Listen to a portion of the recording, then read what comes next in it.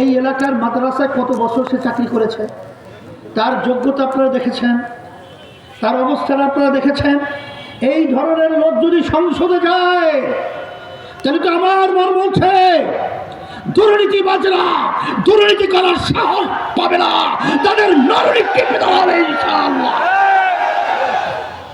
যদি এই ধরনের যোগ্যতা সহ ব্যক্তি যদি সংসদের মধ্যে যায়, তখন ইসলামের পক্ষে বুলন্দ আওয়াজ তোলার জন্য নূর পক্ষ যখন কথা বলবে, তখন নাস্তিকের দলেরা, ইসলাম বিদ্বেষী দলেরা থরথর করে ভয়তে কম্পন শুরু হবে।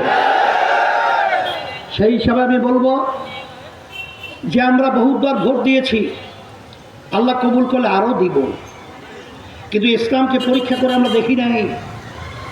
আজকে দুনিয়াতে শান্তি, আখেরাতে মুক্তির লক্ষ্যে ইসলামের সাথে জড়ায় থাকা ছাড়া কোনোদিন আসবে? কোনোদিন আসবে? তবে বলতে পারেন আমাদের প্রার্থীর হয়তো বা টাকা একটু কম, কথা ঠিক না? অন্যান্য প্রার্থীর কথা আমি শুনি, এখানে আসার পরে শুধু টাকার বলে সরাসরি চলছে।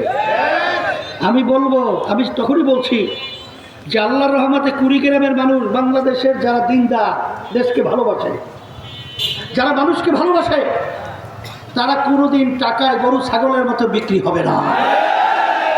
তাদের ইমান কখনো টাকার মাধ্যমে বিক্রি হবে না। আমি আপনাদের উপস্থিতি এবং আপনাদের স্বতঃস্ফূর্ত এখানে আসা আকাঙ্ক্ষার পরে আমার মন বলছে আল্লাহর রহমতে ইসলামের পক্ষের বাক্স হাত পাখা প্রতীক নূর বক্স সাহেব, তিনি আল্লাহর ভজনে বিজয় হবে, হাত পাখা বিজয় হবে এবং আপনারা বিজয়ের গলা তার গলায় পড়াতে পারবেন ইনশাআল্লাহ। সেই হিসাবে আমি বলবো দিন কিন্তু বেশি নাই। এখন যদি আমরা আগের দিনের মতোই, আগের রাত্রের মতোই আমরা ওইভাবে যদি রুটিন করে চলি, তাহলে কিন্তু মাঠ খালি পেলে অন্যত্র কিন্তু দখল হয়ে যাবে।